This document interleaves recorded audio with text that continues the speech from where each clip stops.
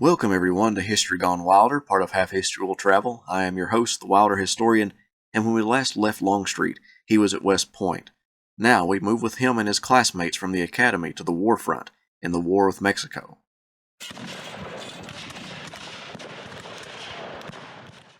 Longstreet gravitated toward outdoor activities and those classes that required physical activity, like infantry tactics, horsemanship, and sword exercises.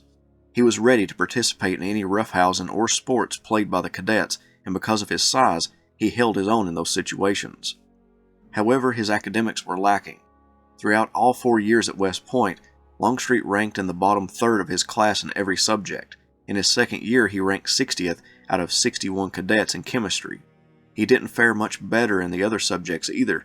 He failed a January examination in mechanics because he did not see the sense in pulleys. He would retake the test and pass. Longstreet accumulated a great many demerits or infractions while at West Point, ranging from keeping a dirty room to long hair to disobeying orders. During his third year, he accumulated 164 demerits, ranking him 211th out of 219 cadets in conduct. His friends would call him Old Pete, a continuation of what his family nicknamed him. According to his second wife, he was voted most handsome in his class. He easily made friends because of his willingness to buck the rules in name of fun. George Thomas, an upperclassman, befriended Longstreet for 2 years before graduating. He also befriended William S. Rosecrans, John Pope, Alexander Stewart, Harvey Hill, and Lafayette McLaws, all future Civil War generals, including some he would command and some he would fight against at various points. Although he made friends with cadets in his own class, he formed a lasting friendship with a lower classman named Ulysses S. Grant, or as Longstreet would call him, Sam. In this friendship, opposites definitely attracted. Grant was by all accounts a serious and reserved young man, while Longstreet was much more carefree. Longstreet described him as of noble, generous heart, a lovable character, a valued friend. His academic record shows a poor student, but despite his lack of interest in mathematics and engineering, he passed nonetheless. He would graduate in 1842, 54th out of 56 cadets. He was 21 years old and now a brevet second lieutenant in the infantry.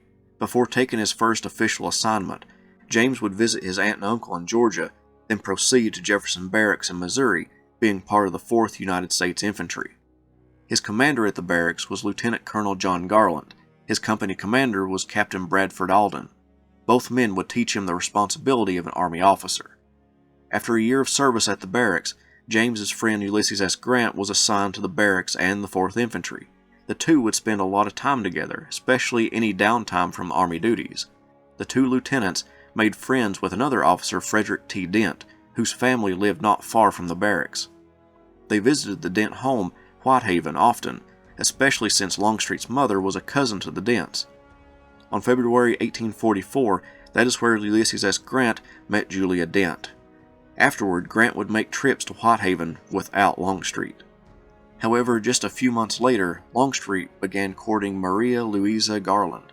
Called Louise by her family, she was the daughter of Longstreet's regimental commander John Garland. Quickly, the young lieutenant asked Louise's parents for permission to marry her, but they insisted that they wait until she was a little bit older. She was 17 and Longstreet was 23. The two's courtship was put on hold when in May 1844, the 4th and 3rd Infantry Regiments were ordered from Jefferson Barracks to Louisiana to be part of the Army of Observation under Major General Zachary Taylor because of the tension between Mexico and the United States over the annexation of Texas. It was at Camp Salubrity that Longstreet developed a passion for poker, which he could play from dawn till dusk. It was also in Louisiana that he was officially promoted to second lieutenant on March 4, 1845, but this also came with a transfer to the 8th United States Infantry. That unit was stationed at St. Augustine, Florida, where Longstreet would arrive in early April. In August, he sat on a court-martial in Pensacola, but just a month later the regiment was transferred to Zachary Taylor's Army of Occupation at Corpus Christi, Texas. Grant and Longstreet would come back together and take part in hunting wolves, deer, and even mountain lions in their off-duty hours, along with playing lots of poker. Longstreet described Grant as a poor poker player who would only join in low-stake games. During the winter of 1845 to 1846, the officers in Zachary Taylor's army, under the direction of Captain John B. Magruder, constructed an 800-seat theater to perform famous plays. The theater would be packed with rank-and-file soldiers, eagerly awaiting to see their officers perform on stage.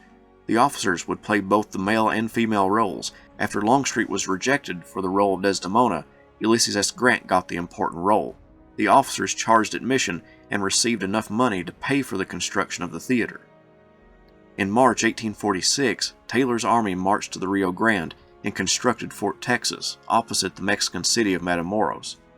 When Taylor marched many of his troops to Port Isabel for supplies, the Mexican army crossed the Rio Grande and attempted to get between Taylor and Fort Texas. At the Battle of Palo Alto, Longstreet's regiment formed on the left of the American line and helped outflank the Mexican right flank.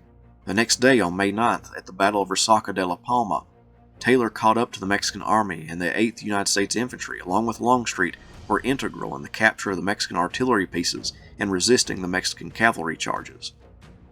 After the engagement on May 9th, Taylor marched over the Rio Grande and captured and abandoned Matamoros. At that town, Taylor assembled supplies and men for an invasion of Mexico. The Mexican army opposing him had retreated around 100 miles deeper into Mexican territory. By September 20th, the American army came in sight of the fortified town of Monterrey. From September 21st to the 24th, the American army battled for control of the town. Longstreet and the 8th Infantry was in William Worth's division, which was tasked with attacking the town from the west. On the approach, Longstreet led a skirmish line from the 8th behind a line of Texas Rangers. When Mexican cavalry pushed back the Rangers, it was Longstreet's men that swept the Mexicans aside and moved toward the town. During the battle, he could be found at the head of his men leading them into battle, capturing Independence Hill and Fort Libertad. At one point breaking out into hand-to-hand combat, which he used his large size to overpower opponents. Finally, the Mexican army was pushed into the town, and the Americans worked from house to house in urban warfare. The battle demonstrated Longstreet's aggressiveness and ability to lead men in combat. For his actions, he was promoted to adjutant of the regiment, and a few months later promoted to first lieutenant. The American army occupied the town of Monterrey, but by November, they marched to Saltillo, where Taylor was ordered to remain. General Winfield Scott was planning an invasion of Mexico through Veracruz and needed as many troops as possible from Taylor's army. Worth's division, including Longstreet and the 8th Infantry, were dispatched to Scott's army and on March 9, 1847, launched an amphibious assault on Veracruz. It would be captured by American forces, but a much bigger obstacle laid in the Americans' way. Antonio Lopez de Santa Anna led an army north to confront Taylor but was defeated at the Battle of Buena Vista. Now that Scott had made landfall, Santa Anna marched to stop Scott's invasion of Mexico.